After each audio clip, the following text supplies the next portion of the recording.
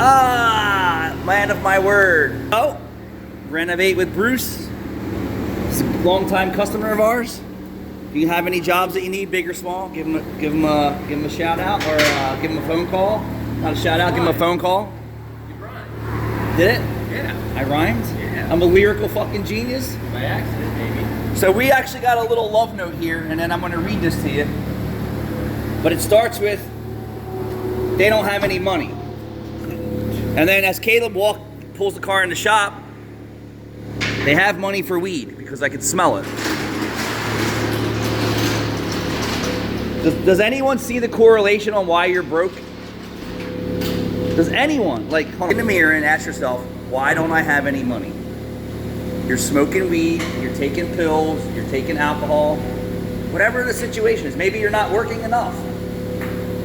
But we have a love note up front, and we're not calling out anybody's names. This is for everybody in the world that says, I'm too broke to do anything, or I'm too broke to buy anything, or I'm too broke to fix anything. You need to look in the mirror and figure that out. And if you're smoking weed every day, that's one of your problems, and probably your biggest problem. You can't go through life numb, right, Caleb? You can't go through life numb. No. All right, so, and the note kind of said that there's very little life left to this vehicle and they can't afford a new car. Well, gee, I wonder why. Then you're better off fixing up your old car. It's going to be a little harsh, but it is what it is. And weed's not cheap. Go to the dispensary and see how much it costs for a weed pen or an eighth of weed. It's stupid ridiculous. Find a different way to cope.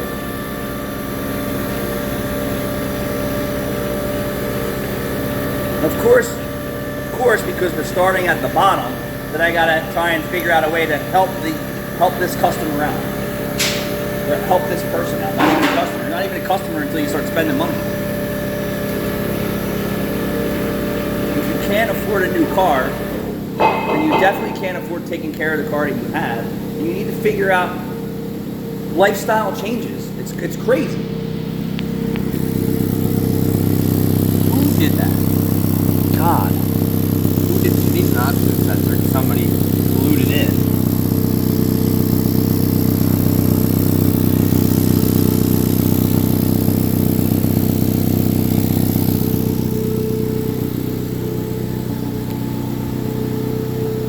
Go through the whole inspection. Yeah. Lay it all out. The car's in this condition. If you, whatever you're spending in weed, right? If you're not smoking dirt weed, gotta say $100 a week in flour, right?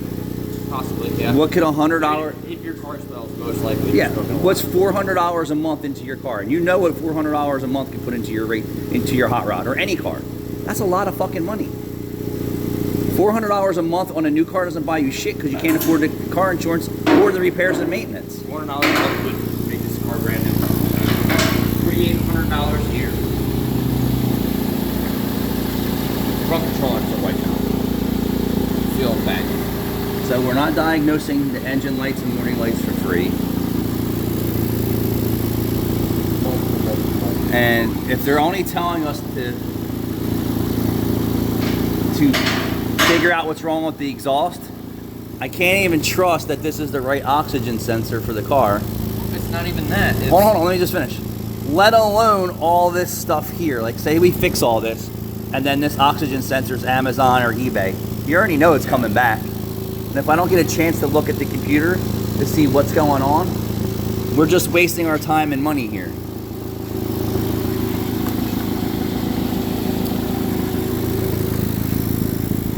So anonymous note from somebody, I guess someone dropped the car off and saying, hey, this person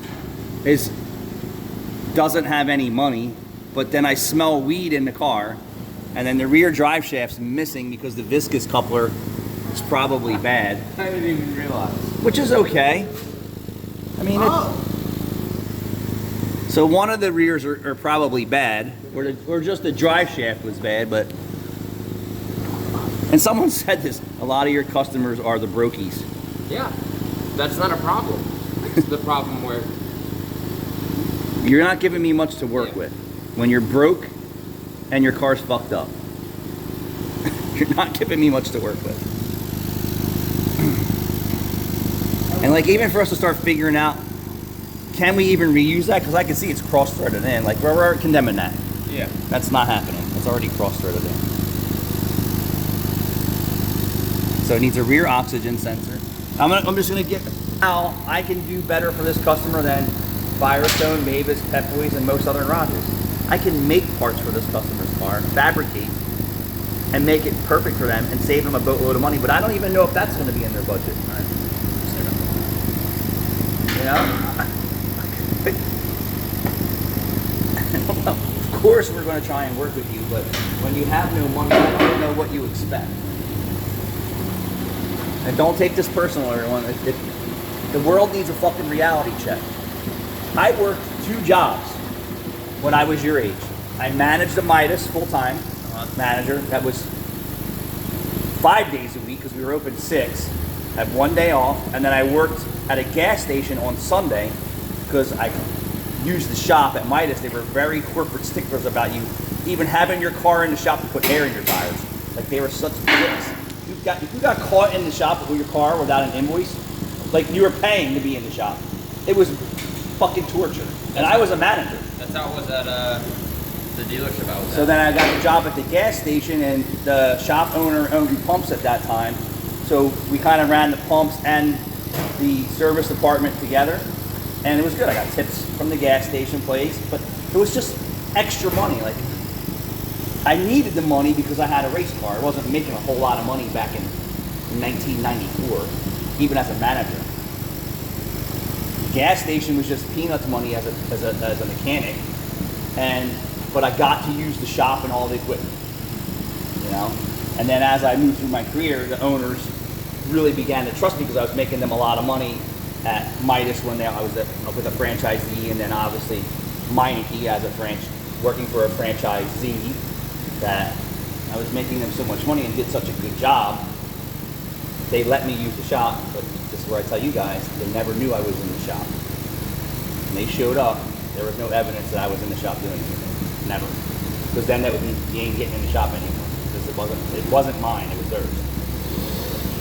But I'm going to share the love letter with you. So finish the rest of your inspection with this car and then back it out. And we're not slamming anyone. Actually, I appreciate love notes and love letters. It's been a long time since I had a love letter. We'll see when's the last time you wrote me a love note? When was the last time you wrote her one? Never. I tried to write her one this morning.